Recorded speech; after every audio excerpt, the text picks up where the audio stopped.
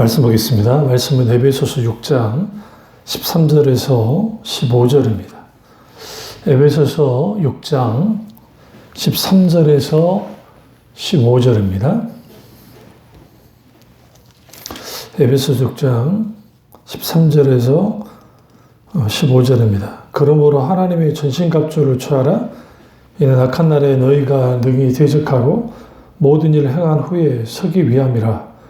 그런즉 서서 진리로 너희 허리띠를 띠고 의의 호신경을 붙이고 평안의 복음이 준비한 것으로 신을 신고 모든 것 위에 믿음의 방패를 가지고 이로써 능히 악한 자의 모든 불화살을 소멸하고. 아멘. 말씀 제목은 영적 전투를 위한 완전 무장이라는 말씀을 나누도록 하겠습니다. 영적 전투를 위한 완전 무장이라는 말씀을 나누도록 하겠습니다. 오늘 이 사도 바울이 하나님의 전신갑주에 대한 말을 합니다. 근데 여기서 말하는 이 무장하는 이러한 그 모습이 마치 로마 군인이 완전 무장한 모습을 그대로 사용하고 있습니다. 특별히 오늘 능히 대적하고 라고 하는 13절 중간에 너희가 능히 대적하고 할 때에 이 대적하고 라고 하는 이 말은 로마에서 흔히 사용했던 군사 용어입니다. 이런 거 뭘 의미하냐면 적으로부터 반드시 사수해야 될 그 지역을 지키라는 상부의 명령을 받고 절대로 후퇴하지 않고 맞서 싸워 지키는 것을 의미하는 겁니다. 그러니까 문자적으로 대항해서 맞서 싸우기에 충분한 만큼 강하고라는 뜻을 갖고 있습니다. 그런 의미에서 여기서의 영적 전투는 원수가 우리를 향해서 파상 공격을 해올 때에 어떻게 우리가 완전 무장을 하고 어떻게 싸울까라는 것이 매우 중요합니다.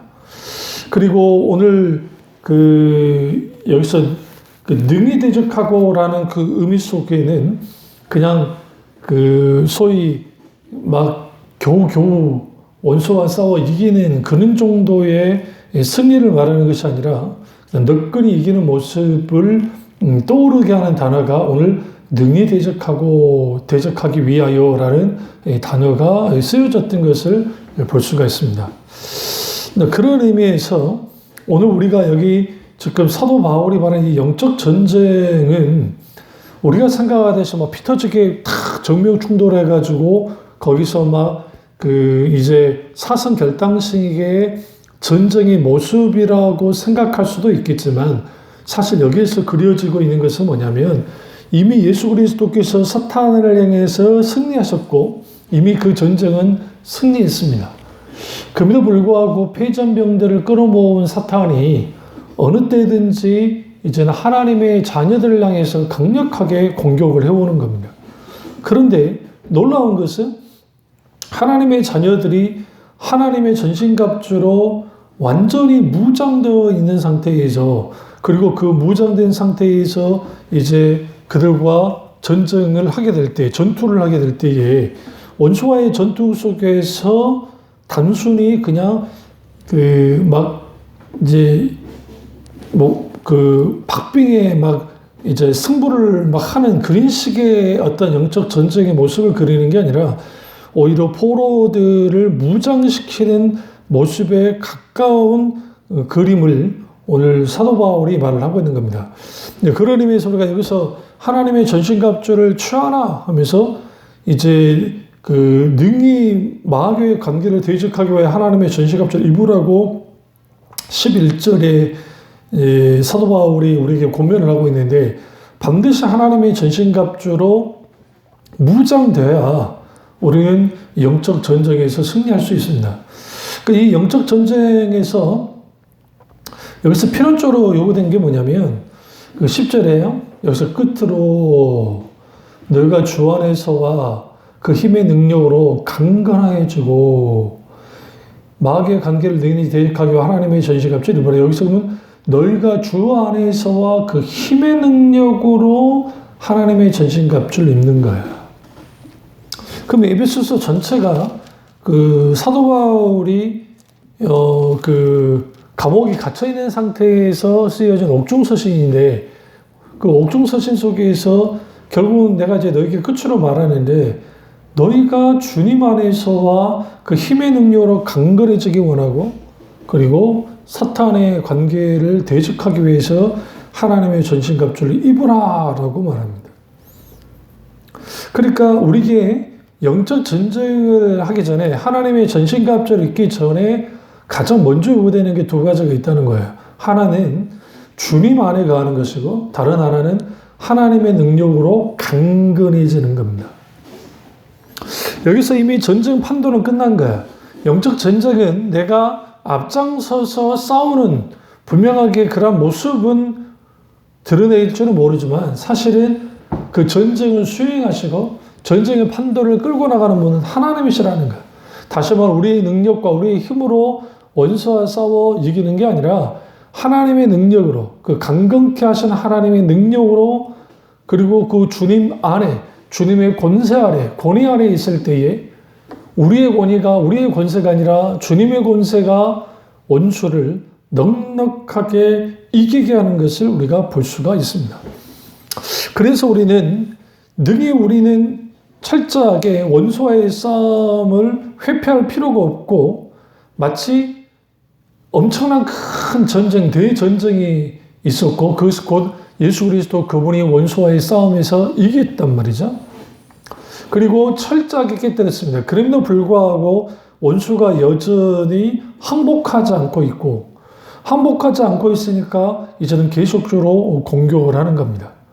그럼 왜 그들과 원수와의 싸워야 되는가? 12절에 사도 바울이 우리의 씨름, 우리의 싸움, 우리의 전쟁은 혈과 육을 상대하는 것이 아니다 라고 말합니다. 그러면서 통치자들과 권세들과 이 어둠의 세상 주관자들과 하늘에 있는 악의 영들을 상대함이라. 여기서 이걸 잘 들여다보시는 게 이게 이제 영적 세력들, 특별히 사탄의 세력에 대한 것도 있고 또 하나는 사탄이 우리를 그리스도인들을 공격할 때에는 단순히 하나의 루트를 가지고 소위 뭐 영화나 그런 데서 보듯이 사탄이 직접 나타나가지고 막 맹렬하게 공격하듯이 그런 식으로 공격하는 게 아니라 C.S. 루이스의 책 가운데 스트레프의 그 편지, 이름이 잘 어쨌든 그러는데요. 그 편지에서 사탄이 어떻게 스트레프의 이제 명령을 하고 그가 어떻게 하나님의 자녀들을 향해서 이제 공격하는지 그것에 대한 책이 있습니다. 그런데 맞아요. 거기에 어마어마한 여러 방법으로 원수가 공격을 하죠.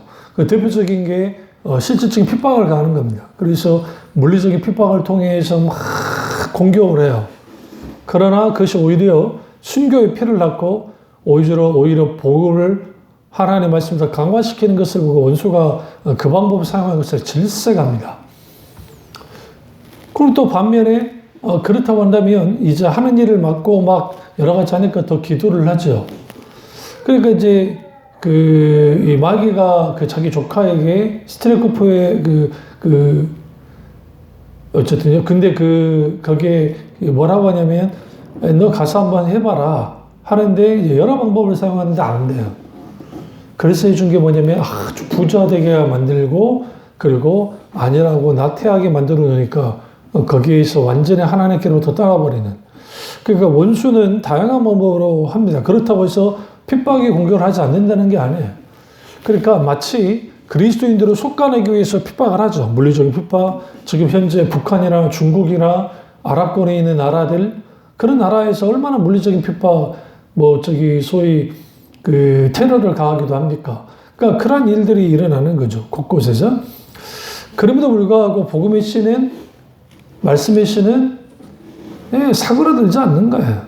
그러니까 원수는 그래서 하는 게 뭐냐면 이제는 적당히 이것도 아니고 저것도 아닌 상태로 몰아놓고 거기에서 안일함 속에 빠지게 해서 오히려 스스로 무장해제시키는 다시 말하면 하나님의 전신갑주로부터 무장 해제를 시켜버리는 거예요.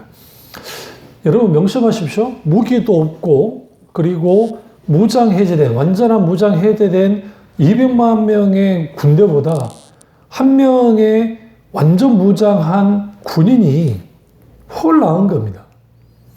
왜냐하면 완전 무장한 군인이 총을 막 쏘기 시작하면 200만 명이 있다 할지라도 그들은 도망치고 살려고 도망칠 수밖에 없는 것처럼 원수는 숫자를 절대로 무서워하지 않아요. 그러니까 우리의 숫자가 많기 때문에 우리는 넉넉히 원수와의 싸움을 이길 수 있을 거라고 생각합니다. 이게 이제 숫자의 함정인 거예요.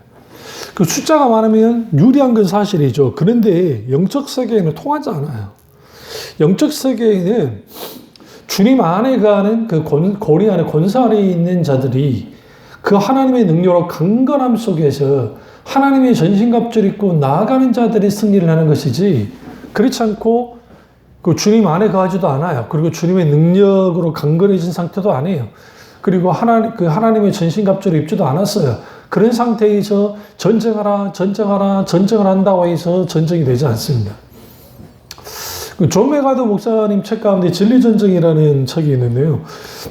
그 진리전쟁이라는 책에서 분명하게 이 세상 사실상 영적 전쟁은 진리전쟁이라는 그 하나님 말씀 전쟁이에요.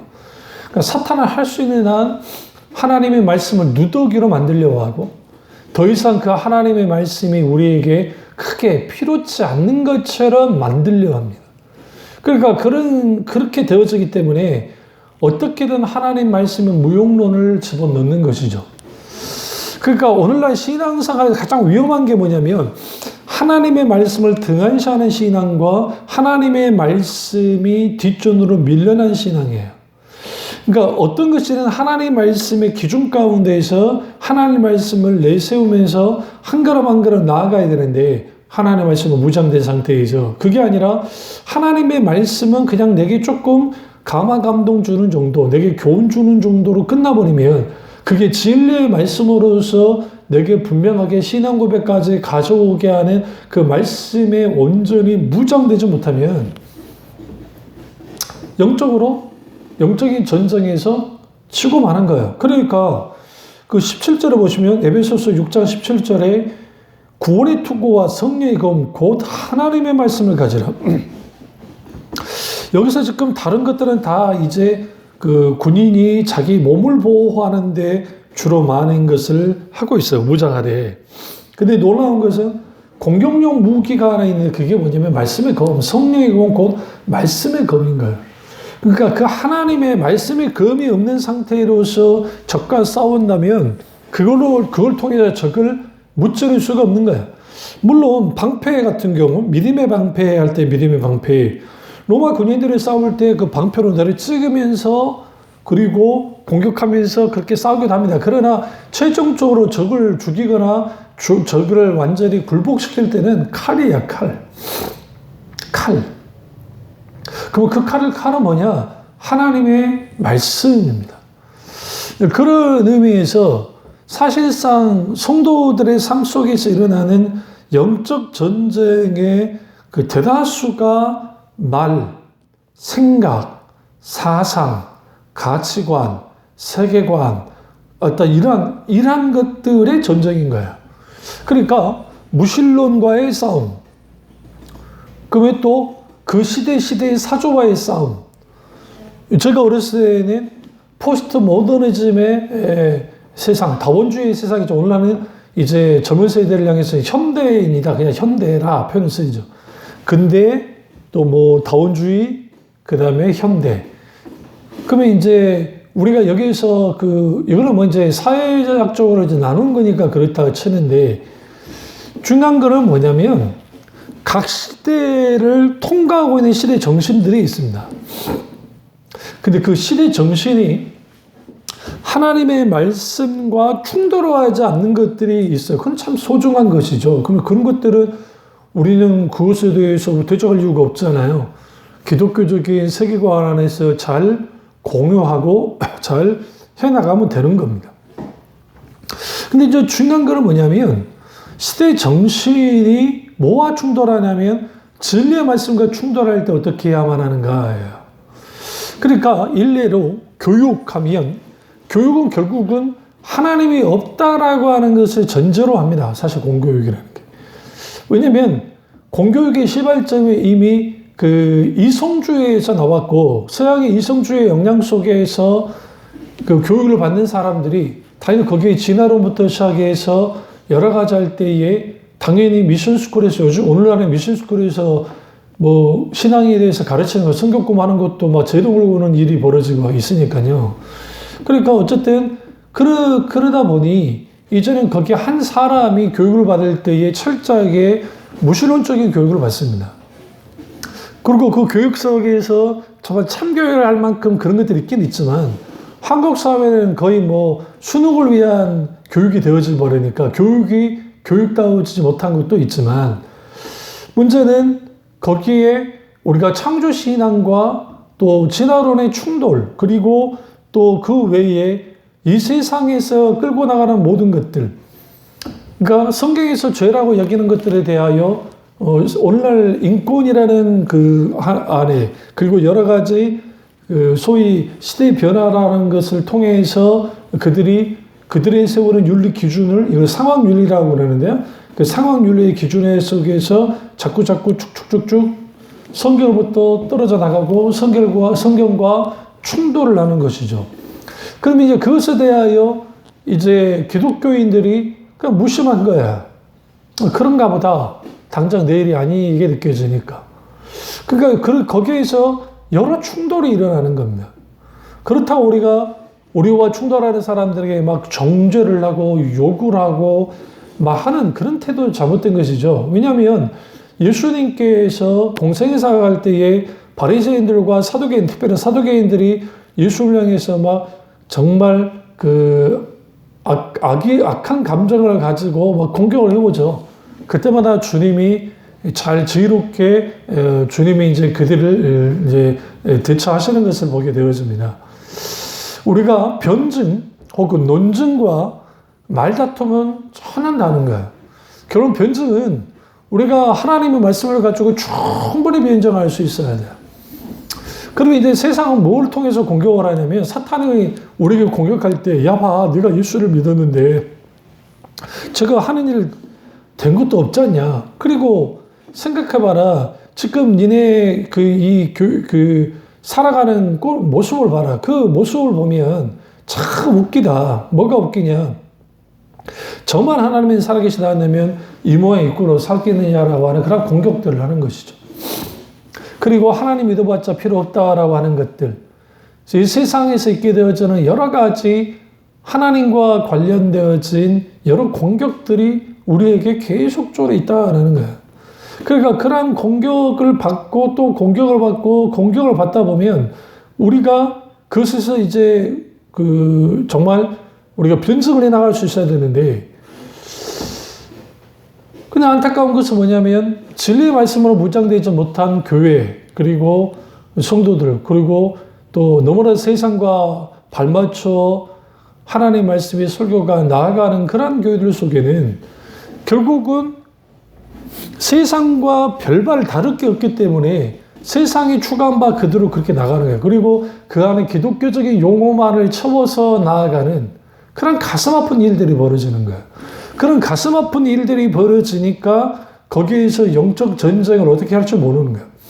그래서 신앙의 형태에 따라서 영적 전쟁을 접근하는 방식이 굉장히 달라요. 자유주의자들에 있어서는 영적 전쟁은 이치가 없습니다. 왜냐하면 자유주의 신앙을 갖고 있는 사람들은 세상과 소위 같이 교제하고 사랑으로 품고 같이 이제 공생하자라는 그런 형태가 강하기 때문에 그들은 굳이 예수 그리스도만이 유일한 구원이시다라는 것을 내세우지도 않고 믿지도 않고 예수 그리스도의 부활 또 천국도 마찬가지고 이러한 것들에 대하여는 그냥 하나의 상징적인 표현이지 실제적인 게 아니라는 식으로 신학으로 배워요.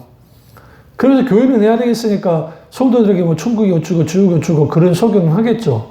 그러나 정작 들여다보시면 그들이 정말 그 하나님 나라와 예수 그리스도의 십자가의 복음과 예수 그리스도의 부활에 대한 신앙을 갖고 있는가? 그렇지는 않습니다. 이미 그들은 진리에서 떠났고 성경을 누더기가 되겠잖아요. 수많은 하나님의 기적들을 다 빼버렸어요. 그리고 이성이라는 잣대를 가지고 그걸 가지고 사실 그것이 성경이다라고 하는, 그래서 윤리 도덕적인 그러한 교본의 책으로서의 성경을 격화시켜 버렸단 말이에요. 또 다른 하나는 이제 복음주의와 또 개혁주의, 뭐 대부분은 복음주의 안에 개혁주의가 있다고 하지만 사실 그 복음주의 안에도 여러 다양한 게 있고 개혁주의는 확실하게 색깔이 있기 때문에 좀 굳이 갖춰보지는 않겠습니다. 그럼 복음주의 안에서는 뭐 세대주의부터 시작해서 여러 가지 이제 알메니안, 칼비니즘, 뭐 기타 등등 여러 가지 이제 어떤 그 신학적인 사상들이 같이 들어가 있죠. 이제 중요한 건 뭐냐면, 그런데 이제 그 교회의 성장학이라고 하는 성장이라는 하나의 모토를 가지고 한국교회가 이제 서다 보니 세상의 수단과 방법들이 너무나 많이 들어온 거예요. 그러니까 그 미국식 기독교를 경계하라는 책도 있고, 그리고 바벨탑에 뭐 갇힌 교회, 뭐 또 기타 등등 여러 가지 막 책들을 이제 들여다보시면 사실 그 안에는 그 복음주의 속, 뭐 개혁교회 속에서도 그런 교회가 없지 않을 겁니다, 분명하게. 진짜 개혁교회는 그렇지 않겠지만, 그러다 보니 거기에 적극적 사고방식, 신번영주의, 번영주의, 또 그 소위 실용주의, 그러니까 기독교적인 실용주의, 그리고 철저한 현세주의. 그러니까 그러다 보니 이제는 세상이 필요로 하는 것들에 대해 발맞춰서 막 하는 거예요. 그러니까 그들과 접촉점을 갖는 것이 잘못된 게 아니에요. 팀켈러 목사님 말처럼 상황화는 어쩔 수 없는 거니까 그 상황에 딱 접촉할 수밖에 없는 거니까. 그런데 진리까지, 그러니까 하나님의 진리까지도 뒤로 밀려날 때가 있어요. 그러니까 예로 우리가 이제 교회마다 이제 찬양단이 있는데 그 찬양단의 그 찬양들, 또 선교회들 찬양을 딱 들어보시면, 찬양 선교단들 찬양들을 보시면 이게 세상 음악인지 아닌지 구분이 안 될 정도로 그렇게 되기도 하고, 또 하나는 뭐냐면 그들 하는 게 막 세상 콘서트 같은, 그러니까 노래를 위한 노래, 찬양을 위한 찬양만 하는 거지 정작 하나님을 찬양하는 것들이 잘 드러나지 않고, 거기는 수많은 그 인간적인 방법들이 막 들어가니까 세상 가수들이 하는 그 콘서트 방식들이 똑같이 막 현란한 조명을 쏘고 거기에 안무를 하고 그리고 사람들에게 분위기를 막 해주는 것들, 그걸 무조건 나쁘다고 할 수는 없을지는 모르지만, 그럼에도 불구하고 적어도 만약에 그런 장치가 너무 많으면요, 굳이 성령님이 역사하지 않으셔도 소위 인간은 철저하게 감정적인 사람 존재이기 때문에 그 감정에 휩쓸려, 분위기에 휩쓸려서 같이 그렇게 되는 거예요. 그러니까 자기가 취해져서 자기가 기뻐서 자기가 즐거워서 하는 거지, 정작 하나님께 찬양한다고 하지만 오히려 하나님의 뒷전을 밀려나는 일들이 일어날 때가 있다는 겁니다. 그 왜 그런 일들이 벌어지느냐? 결국은 세상 반복과 이걸 통해서 효과가 나오니까. 그 찬양도 감정에 호소하고, 또 설교도 감정에 호소하고, 기도도 감정에 호소하고, 모든 것들이 감정에 호소하는 것들이 넘쳐나요. 그러니까 이걸 감정 과잉주의라고 하는데 원수가 너무너무 좋아하는 거예요. 세상을 보십시오. 세상에 돌아가는 것들, 그게 마케팅 전략 속에서 일종의 감성 프레임을 가지고 나옵니다. 그러니까 그 감성 프레임 속에는 우리가 너무나 잘 아는 그 가장 짧은 시간 초 안에 그 1분 안에 하는 그 광고 속에서 아주 사람들이 거기에 이제 각인시키는 일들을 하는 것이죠. 거기에는 시각과 그 다음에 청각, 그 음악과 그 다음에 이제 이런 것들을 통해서 사람들에게 각인을 시켜주는 거예요. 심지어는 짤막한 글을 통해서도. 그러면 그걸 통해서 사람들이 거기에 이제 탁 그냥 인식차 하나도 들어오는 것이죠.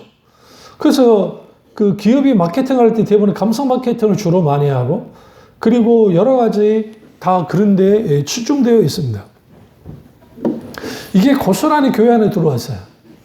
그러니까 어느 정도 성과하지 않은 것까지는 뭐라 하겠습니까? 근데 문제는 감정과잉이 됐어요. 그러니까 감정과잉이 되니까 찬양을 콘티를 짤 때에 사람들이 뭔가 감동할 수 있는 콘티, 그러니까 그게 하나님께 직접적인 화법으로서의 찬양이 아니라 그런 것들 많이 하고, 그리고 또 설교도 사람들에게 위로 주고 또 격려해 주고 할 수 있다고 북돋아주는 설교를 해요. 그 자체는 뭐가 잘못됐겠어요. 근데 문제는 그것만을 주로 이루는, 정작 거기에 신학이 빠지고 거기에 교리가 빠져버리고 거기에 그 하나님의 말씀의 이 캐리그마로서의 선포로서의 말씀의 기능이 뒤로 밀려나고 오히려 좋게 말하면 공감하는 것이고 나쁘게 말하면 감정 과잉의 설교가 넘쳐나는 거예요. 그러다 보니 설교가 있으면 설교의 거의 한 그 20, 30%가 대부분이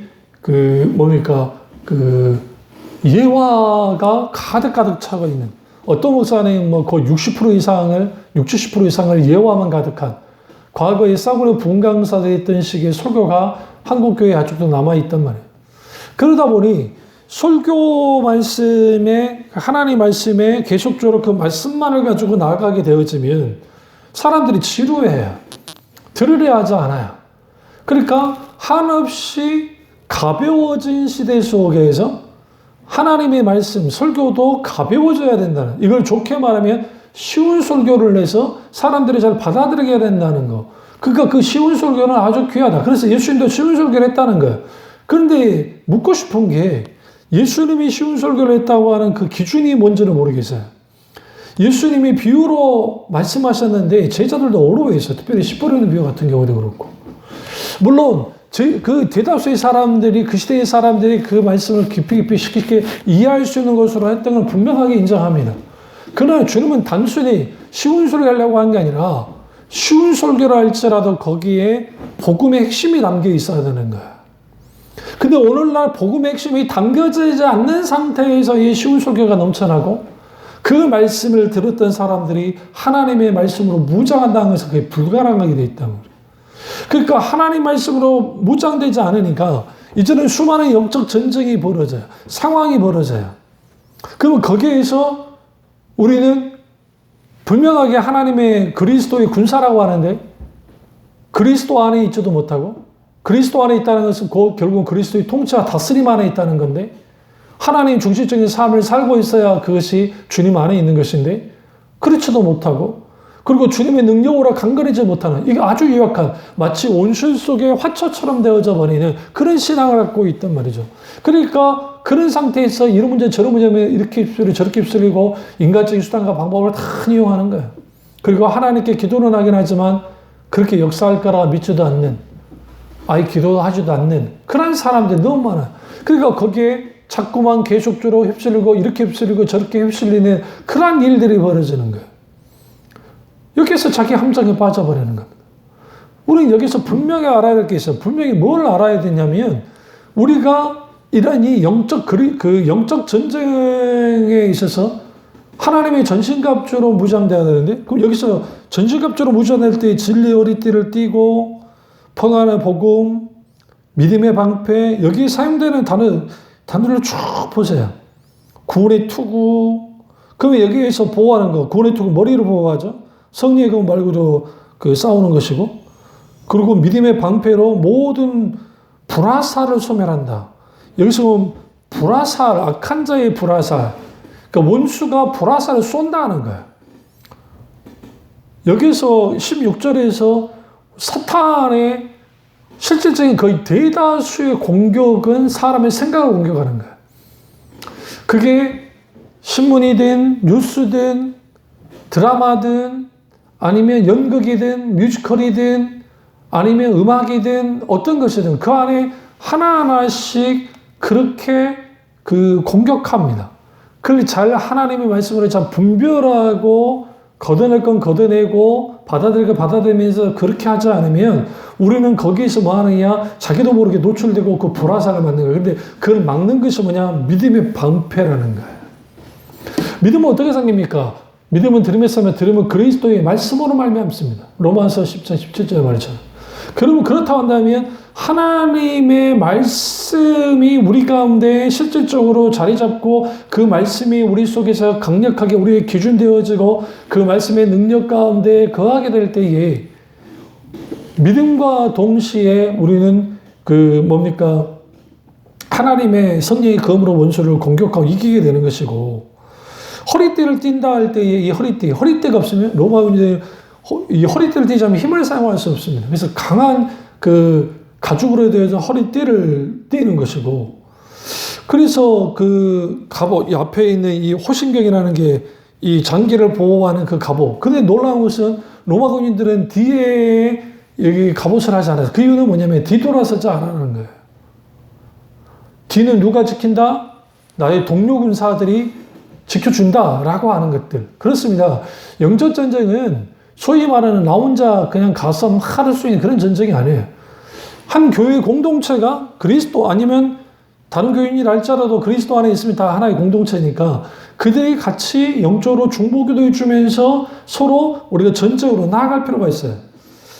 그래서 놀라운 것은 이렇게 하나님의 전신갑주에 대해 말하고 18절에 모든 기도와 간구를 하듯이 항상 성령을 기도하고 이를 위하여 기도하고 항상 힘쓰며 여러 성도를 위하여 구하라. 뭐가 연결되니까 하나님의 전신갑주로 무장되어진 사람들, 먼저 하나님 그리스도 안에 있어야 되고 주님 안에 있어야 되고, 그리고 그 주님의 능력으로 강건해진 상태에서 하나님의 전신갑주를 입은 자들은 반드시 뭐로 나가야 된다? 중보기도로 나아가는 거예요. 그러면 그것이 오늘 우리는 싫든 좋든 영적 전장에 계속 있어야 되고, 그 공격 루트는 다양하게 친구를 통해서, 부모를 통해서, 자식을 통해서, 어떤 또 사람들을 통해서, 각가지 여러 가지를 통해서 우리에게 공격을 합니다. 근데 우리는 그걸 모방의 상태로 그대로 그냥 어떤 방어 자세를, 어떤 믿음의 방패로 막아내지 않으면 원수의 여러 말들과 공격을 통해서 우리는 계속 데미지를 입는 거예요. 그럼 여기에서 원수가 노리는 건 뭐냐면, 하면서 우리 마음이 쪼개지고 우리 마음이 거기에 근심과 걱정과 불안함과 염려 속에서 있게 되어지면서 거기서 또 하나 한 걸음 더 나가게 해서 조급하게 만들고, 조급하게 만듦을 통해서 이제는 좀 더 큰 강한 그 불안감이 휩쓰이고, 그 불안감이 두려움으로 연결되어지는, 그 두려움이 믿음을 질식시키고 믿음의 방패가 없으니까 계속 공격할 거 아닙니까? 아무리 해도 그 불화선을 막을 수 없는. 당연히 그 하나님의 말씀은 이미 들려오지 않아요. 왜 그러냐면 우리의 마음이 끝났기 때문에. 그래서 잠언서 기자가 무릇 지킬 만한 내 마음을 지키라, 마음을 지키라. 생명의 근원이 예산함이라는 것처럼 마음을 지키는 일들을 해야 돼요. 그게 오늘 우리가 집에 너무 힘들고 고단하고 어렵고 일이 어떻게 여러 가지 할 때 우리가 이렇게 될 때에 반드시 주님 앞에 우리 마음을 열어놓고 한 걸음 한 걸음 나가기 시작할 때, 그리고 영적으로 전쟁을 우리가 수행해 나가게 될 때 우리는 분명하게 여기에서 영적으로 승리할 수 있게 되어집니다. 그래서 우리는 반드시 주님 안에서 그 주님의 능력으로 강건해지고 하나님의 전신갑주를 입을 뿐만 아니라 중보기도자로 나아갈 필요가 있습니다. 그러면 여기는 우리는 이미 이전에 폐장병들을 우리가 온전히 무장시키듯이 영적 전쟁에서 승리자가 될 수가 있고, 그리고 그 승리 속에서 참된 평안과 기쁨을 누릴 수 있습니다. 이 은혜가 저와 여러분의 있기를 주님으로 축원합니다. 기도하겠습니다.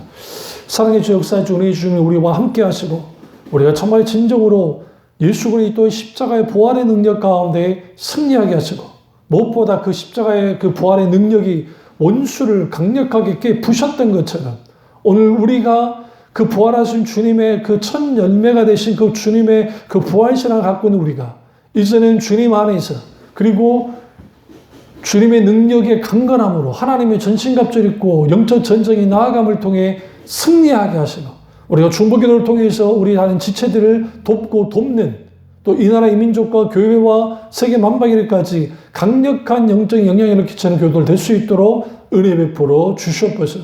주님 안에 혼란과 받기 원하고 예수님의 이름으로 기도드립니다. 아멘.